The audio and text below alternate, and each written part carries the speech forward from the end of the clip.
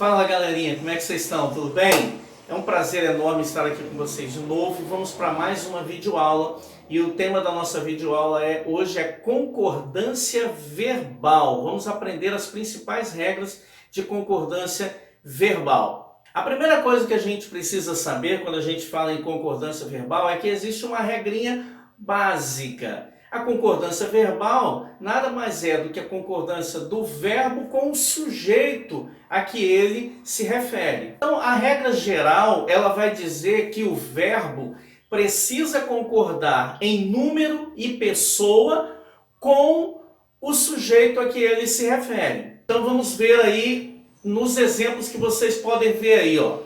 Nós, em poucos dias, resolveremos os problemas.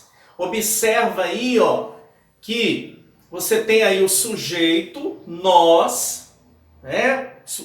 Você tem aí o sujeito simples, nós, e resolveremos. Então, nós está na primeira pessoa do plural. Obviamente, o verbo também terá que vir na primeira pessoa do plural. Então, nada de você sair daí por dizer... Nada de você sair por aí dizendo nós resolvemos o problema. Nada disso, pessoal. Então nós resolvemos os problemas. Próximo exemplo aí, ó. A revelação dos novos casos de corrupção indignará o país. Então, você tem aí o núcleo do sujeito. Qual que é o núcleo do sujeito aí, ó? Revelação.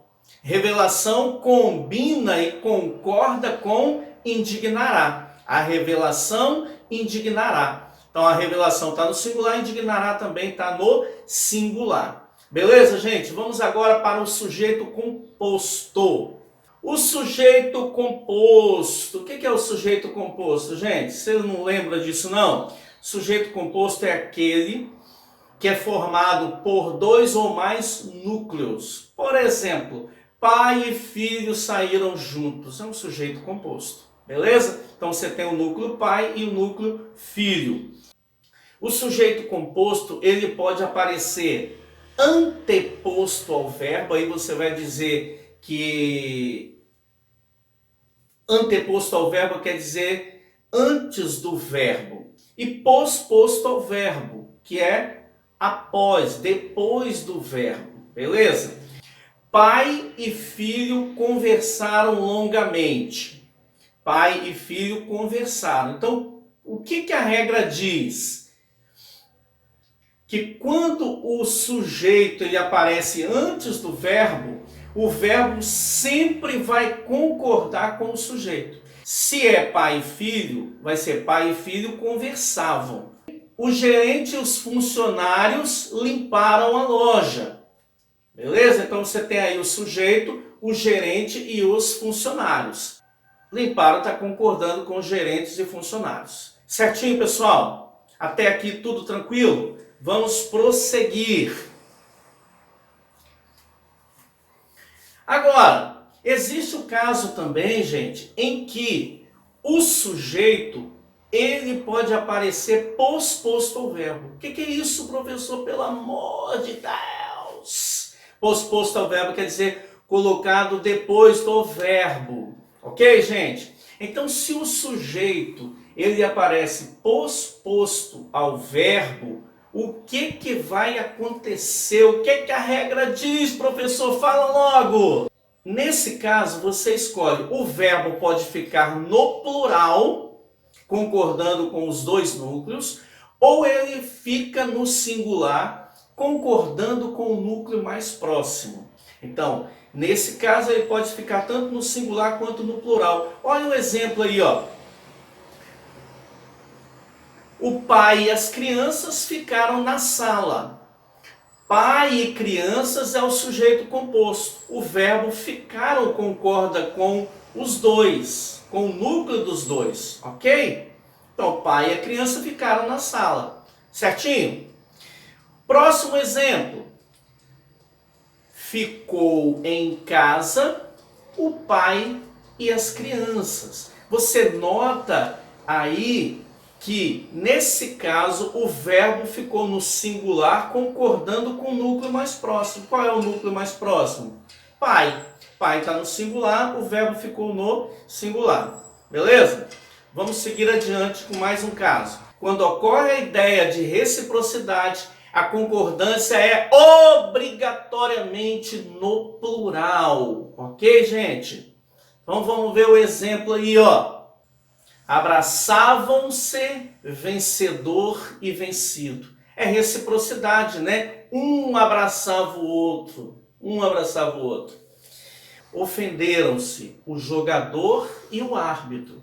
Ou seja, qual é a ideia que passa aqui, gente? É que um ofendeu ao outro. Essa é a ideia de reciprocidade. Agora vamos para casos particulares. Quando o sujeito composto é formado por núcleos sinônimos ou quase sinônimos,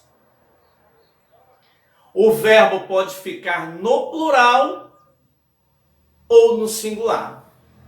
Ok, gente? Exemplo aí, ó. Descaso e desprezo marcam seu comportamento, vai para o plural, ou descaso e desprezo marca seu comportamento.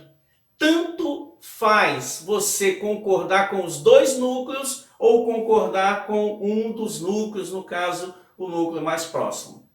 Segundo caso, quando o sujeito composto é formado por núcleos dispostos em gradação, eles formam uma gradação. O que vai acontecer? O verbo ele pode ficar no plural ou ele pode concordar com o núcleo mais próximo. Simples assim. Olha o exemplo aí, ó.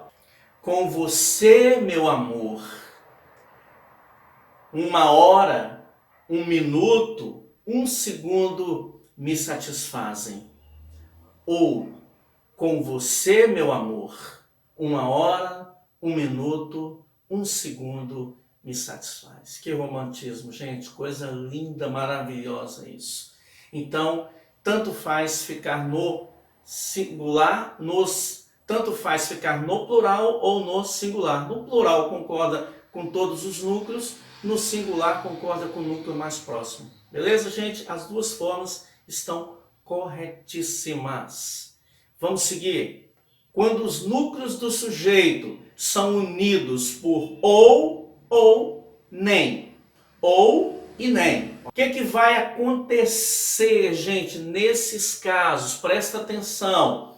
Uma das coisas que vai acontecer, ó, o verbo fica no plural se a declaração contida no predicado puder ser atribuída a todos os núcleos. Isso mesmo. Então, olha só, para você entender melhor isso daqui, o exemplo aí, ó. Drummond ou Bandeira representam a essência da poesia brasileira. Drummond ou Bandeira representam a essência da poesia brasileira.